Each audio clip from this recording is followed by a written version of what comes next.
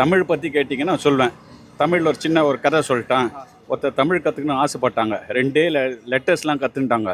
3 மாதம் போட்டி வச்சாங்க. யார் சீக்கிரம் கற்றுக்குறாங்க பார்க்கலான்னு.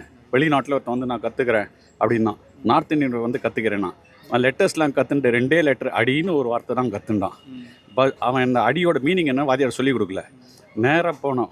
பஸ் ஸ்டாப்பில் கிண்டியில் நின்றுனான். மச்சி நம்ம குதிரை செம்ம அடி அடிச்சிடுன்னா. அடியா அப்படின்னா என்னன்னா உடனே லாபம்னு சொன்னான். உடனே பக்கத்தில் ஒரு ஆள் மச்சி பயங்கர அடி பாயினா. என்னடாண்ணா நஷ்டம்டா, குதிரை பணம் கட்டினேன் மொத்தம் காலிடா, பயங்கர அடி வாங்கிட்டான்டாண்ணா. உடனே பஸ்ஸு வந்துட்டு ஏறினான். படியில் நின்று பார்க்குறான் அவன். ஐயோ சர்தார்ஜி கொஞ்சம் குனின்றான். என்ன ஏன்னா 2வது அடி திருக்குறளில் என்னன்னு தெரியலன்றான். அடின்னு கேட்டான். உடனே லைனு, செகண்ட் லைனு. உடனே பஸ் கண்டக்டர் சொல்கிறார், யோ ஏன் ஃபுட்பாலில் நிற்கிறீங்க, ஒரு அடி முன்னாடி வாங்கண்ணா. அப்போ அடின்னா என்ன ஃப்ரண்ட்டுன்னு அர்த்தம்.